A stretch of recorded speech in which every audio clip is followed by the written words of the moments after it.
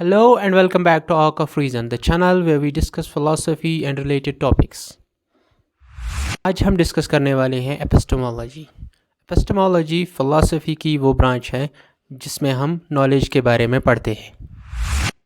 सबसे पहले अगर हम इस वर्ड एपिस्टेमोलॉजी की इटिमोलॉजी को देखें तो हम देखते हैं कि ये जो वर्ड है एपिस्टेमोलॉजी दो ग्रीक वर्ड से बना हुआ है, एक एपिस्टेमी और दूसरा लॉगोस। एपिस्टेमी की मीनिंग होती है नॉलेज और लॉगोस की स्टडी या डिस्कोर्स।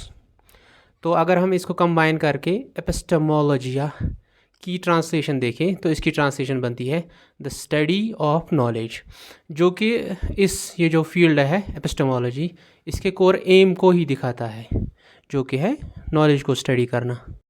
अगर हम देखें एपिस्टेमोलॉजी की तो हम डिफ़ाइन कर सकते हैं इसको कि ये फ़िलासफ़ी की वो ब्रांच है that investigates the nature, origin and limits of knowledge. यानी ये फ़िलासफ़ी की वो ब्रांच है जो इन्वेस्टिगेट करती है क्या कि नॉलेज का नेचर क्या है, या इसका ओरिजिन क्या है, या ये जो हमारी नॉलेज है इसकी लिमिट्स क्या है, हम कहाँ तक नॉलेज हासिल कर सकते हैं और कहाँ तक नहीं कर सकते, किन चीज़ों की नॉलेज हासिल कर सकते हैं और किन चीज़ों की नहीं कर सकते हैं। इसमें हम एग्जामिन करते हैं कि how we acquire, justify and understand beliefs. जो हमारी बिलीफ्स है वो हम कैसे एक्वायर करते हैं, कैसे गेन करते हैं, और फिर हम इनको कैसे जस्टिफाई कर सकते हैं और कैसे नहीं कर सकते, और हम इनको कैसे अंडरस्टैंड करते हैं। ये सब कुछ हम इसी ब्रांच में डिस्कस करते हैं।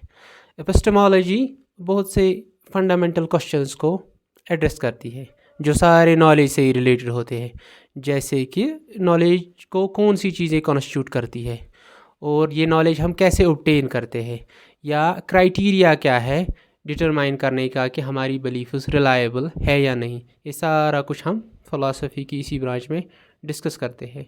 अगर हम देखें कि यही जो मेन क्वेश्चंस है कि नॉलेज का नेचर क्या है और कौन से ऑब्स्टेकल्स, कौन सी रुकावटें आती हैं हमें एग्जिस्टेंस के बारे में नॉलेज गेन करने में, या ये क्वेश्चंस भी कि हम क्या जान सकते हैं, व्हाट कैन बी नोन, या ये क्वेश्चंस कि नॉलेज जो है वो ओपिनियन और बिलीफ से कैसे डिफरेंट है। सबके अपने ओपिनियंस होते हैं, सबकी बिलीफ्स होती है, लेकिन वो नॉलेज से कैसे डिफरेंट है, वो सारा कुछ हम फ़िलासफ़ी की इसी ब्रांच जिसे हम एपिस्टेमोलॉजी कहते हैं इसी में डिस्कस करते हैं।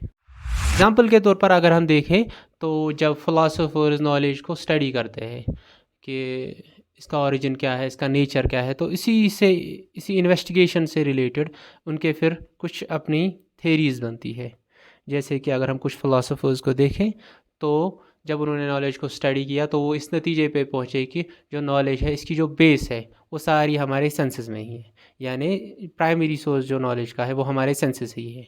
यानी जो नॉलेज हमें सेंसेस से मिलती है वही नॉलेज की सारी बेस बनती है। यानी जो हम देखते हैं, सुनते हैं, हमारी सेंसेस से जो हम परसीव करते हैं नॉलेज, वही नॉलेज की बेस बनती है। इनको हम एम्पिरिसिस्ट्स कहते हैं। या फिर कुछ और फिलोसोफर्स हैं जो कहते हैं कि नहीं, हमारे सेंसेस तो बहुत बार हमें डिसीव करते हैं, कि जैसे कि अगर हम डेजर्ट में देखें तो दूर से इंसान को देखता है कि वहाँ पे पानी है, तो वो अपने सेंसेस से पानी देखता है, लेकिन जब वो वहाँ जाता है तो वहाँ पे तो रियलिटी में पानी नहीं होता है।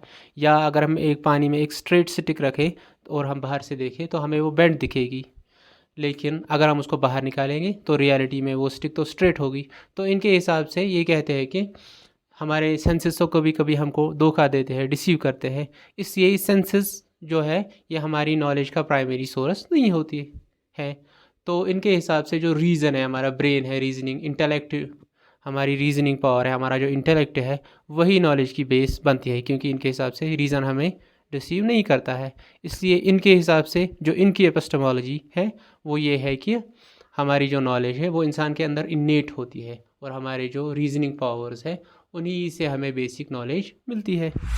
या फिर कुछ फ़िलासफ़र्स के इन्वेस्टिगेशन के हिसाब से वो कहते हैं कि जैसे हमें सेंसेस कभी डिसीव करते हैं तो ऐसे हमें तो कभी रीज़न भी डिसीव करता है। यानी रीज़न की लॉजिकल रीजनिंग की वजह से हम कभी ऐसे कंक्लूजन्स पे पहुंच जाते हैं जो कि रियलिटी में ठीक नहीं होता। तो इनके हिसाब से ना तो हमें सेंसेस अच्छी तरह से सर्टन नॉलेज देते हैं जिस पे हम भरोसा कर सकते हैं, ना तो सेंसेस और ना ही रीज़न हमें ऐसे नॉलेज दे सकती है। तो इनके हिसाब से हम किसी चीज़ की नॉलेज गेन ही नहीं कर सकते सर्टेनिटी के साथ। इनको हम स्केप्टिक्स कहते हैं। यानी ये इनका कहना है कि हम एग्जिस्टेंस के बारे में पूरी तरह से 100% भरोसे के साथ किसी चीज़ की नॉलेज गेन नहीं कर सकते हैं। तो ये इनकी एपिस्टेमोलॉजी ये हुई कि नहीं, हम तो नॉलेज गेन ही नहीं कर सकते। यही सारा जो हम डिस्कस करते हैं फ़िलासफ़ी की इसी ब्रांच में, जो इन्हीं डिस्कशंस की वजह से जो इनके अलग अलग नतीजे निकलते हैं फ़िलासफ़र्स के, वो सारा कुछ ये जो होता है ये फ़िलासफ़ी की इसी ब्रांच में होता है जिसे हम एपिस्टेमोलॉजी कहते हैं। तो ये हमारा आज का टॉपिक था एपिस्टेमोलॉजी, जिसको हमने डिस्कस किया। If you like the video then please consider subscribing.